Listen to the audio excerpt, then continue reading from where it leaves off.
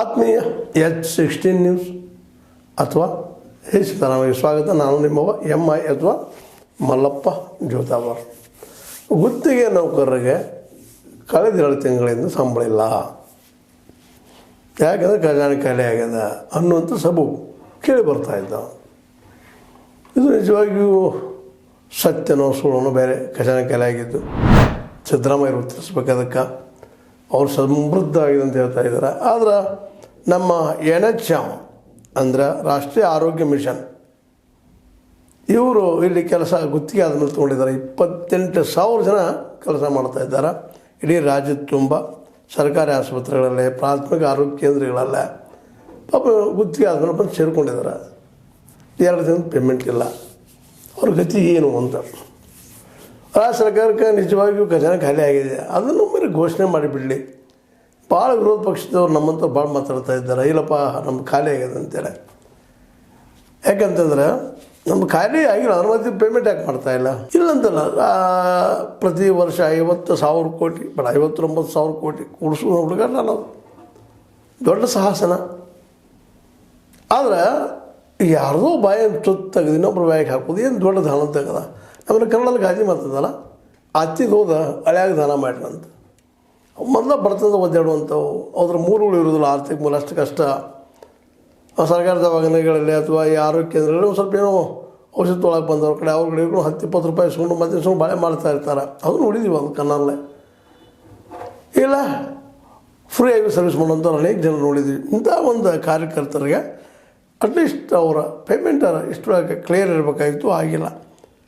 ಜನವರಿ ತಿಂಗಳಿಲ್ಲ, February ಮುಗಿಯಾಕೆ ಬಂತು, ಇನ್ನೂ payment ಆಗೋ ಸಾಧ್ಯತೆಗಳು ಕಾಣ್ತಾ ಇಲ್ಲ. ಹೀಗಾಗಿ ಆ ಜನ ಎಲ್ಲ ಪಾಪ ಒದ್ದಾಡ್ತಾ ಇದ್ದಾರೆ. ಮೊದಲೇ ಕೊಡೋದು ಕಡಿಮೆ, ಗುತ್ತಿಗೆ ಆಧಾರದ ಮೇಲೆ. ಅದಕ್ಕೆ ಏಜೆಂಟ್ಸ್ ಬೇರೆ ಇರ್ತಾರೆ ಗುತ್ತಿಗೆ ತೊಗೊಳ್ಳೋ ಮುಂದೆ. ಏನೇನು ಗದ್ದು ಏನು ಹೇಳೋಕ್ಕೆ ಸಾಧ್ಯ ಇಲ್ಲ. ಅವರು ಈ ವಿಷಯದ ಬಗ್ಗೆ ಇವತ್ತು ಕೇಳ್ತಾ ಇದ್ದಾರೆ. ಸರ್ಕಾರವೇ ನಮ್ಮನ್ನು ಸಾಲಗಾರನಾಗಿ ಮಾಡುತ್ತದೆ ಏನ್ರಿ? ಈ ದಾವಣಗೆರೆ ಘಟಕದ ಅಧ್ಯಕ್ಷರಾದಂತಹ ಈ ಒಂದು ನಮ್ಮ NHM ಗುತ್ತಿಗೆ ಮತ್ತು ಹೊರ ಗುತ್ತಿಗೆ ನೌಕರ ಸಂಘದ ಅಧ್ಯಕ್ಷರಾದಂತಹ ಹಾಲಸ್ವಾಮಿ NC ಅವರು ಹೇಳ್ತಾ ಇದ್ದಾರೆ, ನೌಕರರನ್ನು ಕಡಿಮೆ ಸಂಬಳಕ್ಕೆ ದುಡಿಸಿಕೊಳ್ಳಲಾಗುತ್ತಿದೆ. ಬಡತನದ ಕಾರಣಕ್ಕೆ ನೌಕರರಿಗೆ ಕಡಿಮೆ ಪಗಾರ ಕೊಡೋದು, ಅದನ್ನು ಸರಿಯಾಗಿ ಕೊಡುವಂಗಿಲ್ಲ. ಈ ಪರಿಸ್ಥಿತಿ ನಮ್ಮದು ಹೆಂಗೆ ಬದುಕೋದು ಅಂತೇಳಿ ಈ ವಿಷಯ ಚರ್ಚೆ ಮಾಡಿದಾಗ ಐನೂರು ಮಂಜುನಾಥ್ ಅವರು, ಗೌರವ ಅಧ್ಯಕ್ಷ, ರಾಜ್ಯ ಆರೋಗ್ಯ ಮತ್ತು ಕುಟುಂಬ ಕಲ್ಯಾಣ ಇಲಾಖೆ ನೌಕರ ಸಂಘ, ಅವ್ರು ಹೇಳ್ತಾರೆ, ಈ ವಿಚಾರ ನನ್ನ ಗಮನಕ್ಕೆ ಬಂದಿಲ್ಲ, ಅದನ್ನು ಪರಿಹರಿಸ್ತೀನಿ, ಶೀಘ್ರ ವೇತನ ಪಾವತಿಗೆ ಕ್ರಮ ವಹಿಸುವಂತೆ ಸೂಚಿಸುತ್ತೇನೆ ಅಂತೇಳಿ ಐನೂರು ಮಂಜುನಾಥ್ ಅವರು ಹೇಳಿದ್ದಾರೆ. ಇವರು ಏನೋ ಹೇಳಿ ಏನೋ ಬಿಡಲಿ, ಆದರೆ ರೆಗ್ಯುಲರಾಗಿ ಅವ್ರ ಪೇಮೆಂಟ್ ಅವ್ರು ಕರೆಕ್ಟಾಗಿ ಎಷ್ಟು ಕೊಡೋದಿರಲಿ ಏನೋ ಇರಲಿ ಕೊಟ್ಟರೆ ಈ ಸಮಸ್ಯೆ ಬರೋದಿಲ್ಲ ಅನ್ನೋದು ನಾವು ನೋಡ್ತಾ ಬಂದಿದ್ದೀವಿ. ಈ ಅದರಲ್ಲೂ ಮುಖ್ಯವಾಗಿ ಅವರು ಹೆಂಗಿರ್ತಾರೆ ಪರಿಸ್ಥಿತಿ, ಇಂಥಲ್ಲಿ ಕೆಲಸ ಮಾಡೋಂಥವ್ರು ಹೆಂಗಿರ್ತಾರೆ ಅಂದ್ರೆ ಅವ್ರ ಹಿಂದೆ ಆಸ್ತಿ ಇರೋದಂಥ ಜನ ಇರ್ತಾರೆ. ಎಲ್ಲೋ ಕೆಲವೊಬ್ಬರು ಅನುಕೂಲ ಇದ್ದವ್ರು ಇರ್ತಾರೆ, ಇಲ್ಲಂತೂ ಅಲ್ಲ, ಅದು ಪ್ರಮಾಣ ಕಡಿಮೆ. ಅವ್ರು ಇವತ್ತು ವಾದ ಮಾಡ್ತಾ ಇದ್ದಾರೆ, ನಮಗೆ ಬೇರೆ ಯಾವ ಮೂಲಗಳಿಂದಲೂ ಆದಾಯ ಇಲ್ಲ, ನಮಗೆ ಬೇರೆ ಉದ್ಯೋಗ ನಾವು ಮಾಡೋದಿಲ್ಲ, ಕಲ್ತಿರೋದ್ರಿಂದ ನಮಗೆ ಬರುವಂಥದ್ದು.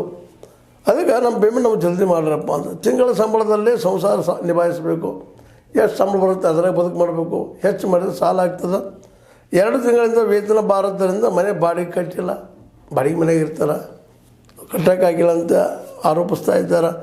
ದಿನಸಿ ಕೊಂಡುಕೊಳ್ಳಲು ಕೈಯಲ್ಲಿ ಕಾಸಲ್ಲಿ ಏನೋ ಕೊಂಡ್ಕೋಬೇಕು, ಮಾಡೋಕ್ಕೆ ಕೈಯಾಗಿ ದುಡ್ಡಿಲ್ಲ. ಸಣ್ಣ ಪುಟ್ಟ ಖರ್ಚಿಗೆ ಹಣ ಬೇಕೆಂದರೆ ಸಂಬಂಧಿಕರು ಹಾಗೂ ಸ್ನೇಹಿತರ ಬಳಿ ಅಂಗಲಾಚಬೇಕಾಗಿದೆ. ಏನು ನಮ್ಮ ಪರಿಸ್ಥಿತಿಯಲ್ಲಿ ಏನಾಗಿದೆಪ್ಪ ಅಂದ್ರೆ, ನಮ್ಮ ಸ್ನೇಹಿತರ ಹತ್ರ ಅಥವಾ ಇನ್ನುಳಿದವ್ರ ಹತ್ರ ನಮ್ಮ ಸಂಬಂಧಿಕರ ಕೈ ಒಡ್ಡಬೇಕಾಗಿದೆ. ಇವತ್ತು ಆ ಪರಿಸ್ಥಿತಿ ನಮ್ಗೆ ಬಂದದ. ದಯವಿಟ್ಟು ನಮ್ಮ ಪೇಮೆಂಟ್ ನಮ್ಗೆ ಕೊಡ್ರಿ, ಇಲ್ಲಾಂದ್ರೆ ನಾವು ಅನಿವಾರ್ಯವಾಗಿ ಈ ಹೋರಾಡಬೇಕಾಗ್ತದೇನೋ ಅಂತ ಒಂದು ಮಾತನ್ನು ಸಹಿತ ಅವರು ಆಡ್ತಾ ಇದ್ದಾರೆ. ನಿಜವಾಗಿಯೂ ಅವ್ರ ಜೀವನ ಇವತ್ತು ತೊಂದರೆಯಲ್ಲಿ ಸಿಕ್ಕಾಕೊಂಡ್ಬಿಟ್ಬಿಟ್ಟದ. ಯಾಕಂದ್ರೆ ಪೇಮೆಂಟ್ ಸರಿಯಾಗಿ ಇಲ್ಲದಕ್ಕೆ ಅವ್ರ ನೋವುಗಳು ಹಂಚ್ಕೊಳ್ತಾ ಇದ್ದಾರೆ, ಹೇಳ್ತಾ ಇದ್ದಾರೆ. ಅದಕ್ಕೆ ಇವತ್ತು ಈ ಸಂದರ್ಭದಲ್ಲೇ ನಮ್ಮ ಸರ್ಕಾರ, ಆರೋಗ್ಯಕ್ಕೆ ಸಂಬಂಧಿಸಿದ ಸರ್ಕಾರಗಳು ತಮಗಿದ್ದಂಥ ಕೆಲವು ಅನುಕೂಲಗಳನ್ನು ಮಾಡಲಿಕ್ಕೆ ಸಾಧ್ಯ ಇದ್ರೆ ಮಾಡಿಬಿಡಬೇಕು, ಅವ್ರ ಪೇಮೆಂಟ್ ಕೊಟ್ಟು ಬಿಡಬೇಕು ಅಂತೇಳಿ ಇಟ್ಕೊಳ್ಳೋದ್ರಲ್ಲಿ ಏನೂ ಇಲ್ಲ. ಆದಷ್ಟು ಲೇಟ್ ಮಾಡಿದ್ರೆ ಸ್ವಲ್ಪ ತೊಂದರೆ ಆಗ್ತದೆ ಅನ್ನುವಂಥದ್ದು ಈ ಒಂದು ಪರಿಸ್ಥಿತಿಯನ್ನು ತೋರಿಸ್ತಾ ಇದೆ. ಹೀಗಾಗಿ ಈಗ ಅವರು ಬೀದಿಗೆ ಬಂದು ಸ್ಟ್ರೈಕ್ ಮಾಡುವಂಥ ಹಂತಕ್ಕೆ ಬಂದು ನಿಂತಿದ್ದಾರೆ, ಅವ್ರ ಪೇಮೆಂಟ್ ಆಗದೇ ಇದ್ದರೆ. ಇದು ಒಂದೇ ಅಲ್ಲ, ಇದು ರಾಜ್ಯದ ತುಂಬ ಎಲ್ಲರೂ ಹೆಚ್ಚು ಭಾಳ ಇದಾಗಿದೆ. ಈಗ ಹೇಳಿದ್ದಲ್ಲಿ ಇವಾಗ 28,000 ವರ್ಕರ್ಸ್ ಇದ್ದಾರೆ ಅಂತೇಳಿ, ಇನ್ನೂ ಹೆಚ್ಚಿರ್ಬೋದು, ಕಡಿಮೆ ಅಂತ ಇಲ್ಲ. ಇಷ್ಟು ಜನರಿಗೆಲ್ಲ ಇವತ್ತು ಒಂದು ರೀತಿ ನಾವೇನಂತಿಲ್ಲ ಬಾಯಿ ಮೇಲೆ ಗಡ್ಡಿ ಅಂತೇಳಿ. ಯಾಕಂದರೆ ಆಹಾರಕ್ಕೂ ಇಲ್ಲ ಅಂದರೆ ಏನು ಮಾಡೋಕ್ಕೆ ಸಾಧ್ಯ ಅದ. ಈ ದಿಶೆಯಲ್ಲೇ ಅವರಿಗೆ ತೊಂದರೆ ಆಗಿದ್ದರಿಂದಾಗಿ ಇವಾಗ ಸರ್ಕಾರ ಇದು ಶೀಘ್ರ ಅದ್ರ ಬಗ್ಗೆ ಕಾಳಜಿ ವಹಿಸಿ ಪರಿಹಾರ ಹುಡುಕ್ಬೇಕಾಗಿದೆ, ಕೊಡಬೇಕಾಗಿದೆ. ಇಲ್ಲಪ್ಪ ಅಂತಂದ್ರೆ ಮತ್ತು ಬೀದಿ ಸ್ಟ್ರೈಕ ಚೀರಾಡೋದು ಮಾಡೋದು ಇದ್ದೇ ಇರ್ತದೆ. ಈಗಾಗಲೇ ಈ ನಮ್ಮ ರಾಜ್ಯ ಸರ್ಕಾರದಿಂದ ಸಾಕಷ್ಟು ಆರೋಪಗಳಿದ್ದಾವೆ. ಆಶಾ ಕಾರ್ಯಕರ್ತೆಯರು ಹೋರಾಟ ಮಾಡಿದರು, ಮತ್ತು ಇನ್ನೂ ಅಂಗನವಾಡಿ ಕಾರ್ಯಕರ್ತೆಯರು ಹೋರಾಟ ಮಾಡಿದರು. ಎಲ್ಲ ನಿಧಾನಕ್ಕೆ ಎಲ್ಲರೂ ಹೋರಾಟ ಮಾಡ್ತಾನೆ ಇದ್ದಾರೆ. ನಾವು ಬೆಂಗಳೂರು ನೋಡಿದ್ವಪ್ಪ ಅಂತಂದ್ರೆ ಅಲ್ಲಿ ಹೋದ್ರೆ ವಿಧಾನಸೌಧ ಸುತ್ತಮುತ್ತ ಹೋದ್ರೆ ಬರೀ ಇವ್ರನ್ನ ನೋಡ್ಬೇಕಾಗ್ಯದ ಸ್ಟ್ರೈಕ್ ಮಾಡೋರನ್ನ. ಅಂದರೆ ಇದ್ರ ಅರ್ಥ ಏನಪ್ಪ ಅಂತಂದ್ರೆ ರಾಜ್ಯದಲ್ಲಿ ಆಡಳಿತ ಅಷ್ಟು ಸುಸೂತ್ರವಾಗಿ ನಡೀತಾ ಇಲ್ಲ, ಮತ್ತು ಆರ್ಥಿಕವಾಗಿ ಭಾಳ ತೊಂದರೆಗಳನ್ನು ಅನುಭವಿಸ್ತಾ ಇದೆ ಅನ್ನೋದು ಈ ಎಲ್ಲ ಘಟನಾವಳಿಗಳಿಂದ ಸ್ಪಷ್ಟ ಆಗ್ತಾ ಅನ್ನೋದು. ಹೀಗಾಗಿ ಸಿದ್ದರಾಮಯ್ಯನವರ ಆಡಳಿತ ಇವತ್ತು ನಿಧಾನಕ್ಕೆ ಜನರಿಗೆ ಬೇಸರ ಆಗ್ತದೋ ಏನೋ ಅಂತ. ಯಾಕೆ 5 ದಿನ ಗ್ಯಾರಂಟಿ ಕೊಟ್ಟರು, ಜನ ಹೊರಟು ಮತ ಹಾಕಿದ್ರು, ಎಲ್ಲ ಮಾಡಿದರು. ಆದರೆ ಅವುಗಳನ್ನು ಕೊಡೋದು ಡಿಲೇ ಆಗಲಿಕ್ಕತ್ತದ. ಅದು ಲಕ್ಷ್ಮಿ ಏನು ನಾವು ಹಣ ಕೊಡ್ತಿದ್ರು ತಿಂಗಳಿಗೆ, ಅನೇಕ ಹೆಣ್ಮಕ್ಳಿಗೆ ಗೃಹಲಕ್ಷ್ಮಿಗೆ ದುಡ್ಡು ಹೋಗ್ತಾ ಇಲ್ಲ ಅಂತ ಆರೋಪ ಬರ್ತಾ ಇದ್ದಾವೆ. ಮತ್ತು ಸರಿಯಾಗಿ ಈ ಏನಪ್ಪ ಅಂತಂದ್ರೆ ಇನ್ನುಳಿದ ವ್ಯವಹಾರಗಳು ಆಗ್ತಾ ಇಲ್ಲ ಅನ್ನುವಂಥ ಮಾತು ಕೇಳಿ ಬರ್ತಾ ಇದ್ದಾವೆ. ಹೀಗಾಗಿ ಒಂದಕ್ಕೊಂದು ಇತ್ತು, ಅದು ಇಲ್ಲ ಇದು ಇಲ್ಲ ಅನ್ನುವಂಥ ಪರಿಸ್ಥಿತಿಗೆ ಇವತ್ತು ಬಂದು ನಿಂತದ್ದು ಸರ್ಕಾರ. ಹೀಗಾಗಿ ಈ ಎಲ್ಲ ದೃಷ್ಟಿ ಇಟ್ಕೊಂಡು ಸರ್ಕಾರ ಒಂದು ಏನಾದರೂ ಡೆಫಿನೆಟ್ ಅಂತ ಒಂದು ಯೋಜನೆ ಹಾಕ್ಕೊಂಡು ಇವುಗಳಿಗೆಲ್ಲ ಪರಿಹಾರ ಹುಡುಕಬೇಕಾಗಿದೆ. ಇಲ್ಲಾಂದರೆ ಹೆಸರು ಕೆಟ್ಟು 2022 ಚುನಾವಣೆಯಲ್ಲಿ ಇದೇ ನಿಮಗೆ ವೈರಿ ಆದರೂ ಯಾರೂ ಆಚರಿಪಡಬೇಕಾಗಿಲ್ಲ. ಅದಕ್ಕಾಗಿ ಅಧಿಕಾರ ಇದ್ದಾಗ ತಮಗೇನು ಸಾಧ್ಯನೋ ಅಷ್ಟ ಕಾಳಜಿಯಿಂದ ವರ್ಕ್ ಮಾಡಿ ಜೊತೆಗೆ ಜನರಿಗೆ ವಿಶ್ವಾಸ ಕಳಿಸೋದನ್ನು ಭಾಳ ಮಹತ್ವದ ನನಗೆ ಅನಿಸ್ತದೆ. ಮತ್ತು ಹೀಗೆಲ್ಲ ಲೇಟ್ ಮಾಡ್ತಾ ಹೋದ್ರಂದ್ರೆ NHM ಅಡಿಯಲ್ಲಿ ಏನು ಕೆಲಸ ಮಾಡಿದ್ರು ಅಂತ ಪಾಪ ಪೇಮೆಂಟ್ ಮಾಡೋದು ಲೇಟ್ ಆಗ್ತಾ ಹೋಗ್ತದೆ. ಇದರ ಕೆಟ್ಟ ಹೆಸರು ಸರ್ಕಾರದಲ್ಲಿ ಬರ್ತದೆ. ಮತ್ತು ಆಲ್ರೆಡಿ ಅವರು ಈಗ ಸಾಲ ಮಾಡಿ ತಿಂತಾ ಇದ್ದಾರೆ, ಊಟ ಮಾಡ್ತಾ ಇದ್ದಾರೆ. ಆ ಸಾಲಿಗೆ ಇನ್ನೂ ಹೆಚ್ಚಾಗ್ತಾ ಇದ್ದಾರೆ ದಿನಕ್ಕೆ. ಅದನ್ನು ತಡೆಯುವಂಥ ಕೆಲಸ ಸರ್ಕಾರದೂ ಹೌದು. ಅವ್ರ ಪೇಮೆಂಟ್ ಅವ್ರಿಗೆ ಕೊಟ್ಟರೆ ನಿಶ್ಚಿತವಾಗಿ ಮಾಡ್ತಾರೆ ಅನ್ನುವಂಥದ್ದು. ಮತ್ತು ಅದೇ ಕಾಲಕ್ಕೆ ಈ ಗುತ್ತಿಗೆದಾರರಿಗೂ ಒಂದು ಪರ್ಮನೆಂಟಾಗಿ ಏನಾದರೂ ಮಾಡಲಿಕ್ಕೆ ಸಾಧ್ಯ ಇದೆ ಅನ್ನೋ ಸಹಿತ ನಮ್ಮ ಸರ್ಕಾರ ಚಿಂತನೆ ಮಾಡಬೇಕಾಗಿದೆ. ಈ ಎಲ್ಲ ದೃಷ್ಟಿಕೊಂಡು ಈ ಒಂದು ಕಾರ್ಯಕರ್ತರು ಇವತ್ತು ಸ್ಟ್ರೈಕ್ ಮಾಡ್ತಾ ಇರೋದು, ಬೀದಿಗೆ ಬಂದಿರೋದು ಯಾಕಪ್ಪ ತಮ್ಮ ಸಮಸ್ಯೆಗಳನ್ನ ಸಾಲ್ವ್ ಮಾಡಲಿ ಅಂತ ಕೇಳಿಸುವಾಗ ನಿಜವಾಗಿಯೂ ಅವರಿಗೆ ಸ್ಟ್ರೈಕ್ ಮಾಡಬೇಕು ಮತ್ತೇನು ಮಾಡಬೇಕು ಅನ್ನೋ ಅಭಿಪ್ರಾಯ ಇಲ್ಲ.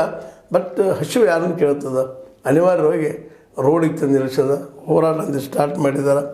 ಈ ರಾಷ್ಟ್ರೀಯ ಆರೋಗ್ಯ ಮಿಷನ್ ಅಡಿಯಲ್ಲಿ ಬರುತ್ತಿರುವಂಥ ಗುತ್ತಿಗೆ ಆಧಾರಿತ ಕೆಲಸಗಾರ ಅವ್ರ ಬದುಕನ್ನು ಗಮನದಲ್ಲಿಟ್ಟುಕೊಂಡು ಆದಷ್ಟು ಶೀಘ್ರ ಪರಿಹಾರ ಮಾಡಿದರೆ ಒಳ್ಳೆಯದು ಅಂತ ಅನ್ನಿಸ್ತದೆ. ಈ ನಿರ್ಧಾರ ನಮ್ಮ ಸಿದ್ದಣ್ಣವ್ರಿಗೆ ಬಿಟ್ಟಂಥದ್ದು, ಸಿದ್ದರಾಮಯ್ಯ ಸರ್ಕಾರಕ್ಕೆ ಬಿಟ್ಟಂಥದ್ದು. ಇದು ನಿಮಗೆ ಲೈಕ್ ಮಾಡಿ, ಶೇರ್ ಮಾಡಿರಿ, ಕಾಮೆಂಟ್ ಮಾಡಿ, ಜೊತೆಗೆ ಸಬ್ಸ್ಕ್ರೈಬ್ ನಿಲ್ಲಿಸ್ಲಿಕ್ಕೆ ಹೋಗ್ಬಾರ್ರಿ. H16 ನ್ಯೂಸ್ ಅರ್ಥಾತ್ ಸೀತಾರಾಮ್ ಸತ್ಯದ ಕೈಗನ್ನಡಿ ವಂದನೆಗಳು.